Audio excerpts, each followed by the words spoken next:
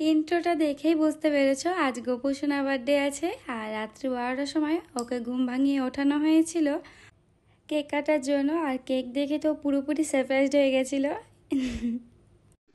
আর এই সেই মুহূর্ত যখন আমাদের জীবনে আমাদের রাজপুত্রের আগমন হয়। বেটা শুভ শুভ। করোনা চলাকালীন খুব অশুভ পরিস্থিতির মধ্যে ওর জন্ম, তাই ওর বাবার নাম রেখেছে শুভ। এছাড়াও ওর বাবার নামের সঙ্গে মিল রয়েছে, তাই সুভাষের ছেলে শুভ।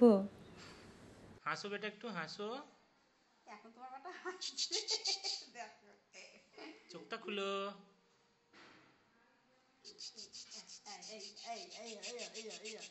আর ও পেটে থাকা অবস্থায় আমি খুব মাখন মিষ্টি খেতে খুবই ভালোবাসতাম, তাই আমার মা ওই পেটে থাকা অবস্থা থেকেই বলতো কি গোপাল গোপাল, তাই আমি ওকে বেশিরভাগ গোপাল বা গোপু সোনা বলেই ডেকে থাকি।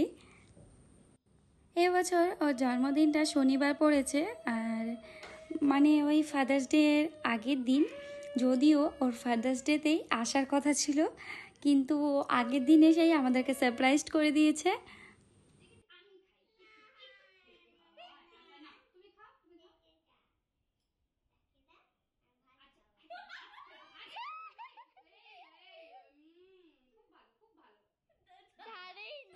যেহেতু আজ শনিবার, তাই নিরামিষ রান্নাবান্নাই করেছি। আর যতটুকু পেরেছি মনে মতো করেই করার চেষ্টা করেছি। তবে এবছর কোনো প্ল্যানিং ছিল না ওর বার্থডে সেলিব্রেট করার।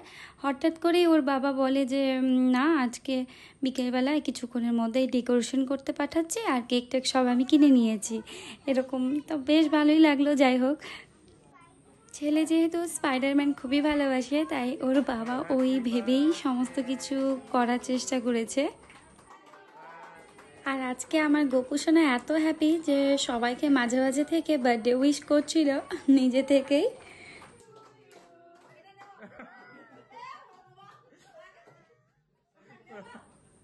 লাস্ট 2 বছর ওর জন্য বার্থডে সেলিব্রেশনের প্ল্যানিং করা সত্ত্বেও আমরা ওর বার্থডে সেলিব্রেট ঠিকভাবে করতে পারিনি। ওই বলতে পারো একটা কেক নিয়ে এসে ওই 4 জন বাচ্চা মিলে, বাড়ির লোকজন মিলে ওই কেক কাটিংটুকু হয়েছিল, আর সেরকম কিছু হয়নি। তার পিছনে একটা খারাপ কারণও রয়েছে। তবে এবছর লাকিলি খুব সুন্দরভাবে সেলিব্রেশন হয়েছে। অসংখ্য ধন্যবাদ ভগবানজিকে। আর ভগবানজির কাছে এটাই প্রার্থনা করি যে সবাই মানে সব বাচ্চার আমরা জন্মদিন এরকমভাবে সুন্দরভাবে পালন করতে পারি, আর সবাই যেন ভালো থাকে, সুস্থ থাকে। আর আপনারাও আমার সন্তানদের খুব আশীর্বাদ করবেন।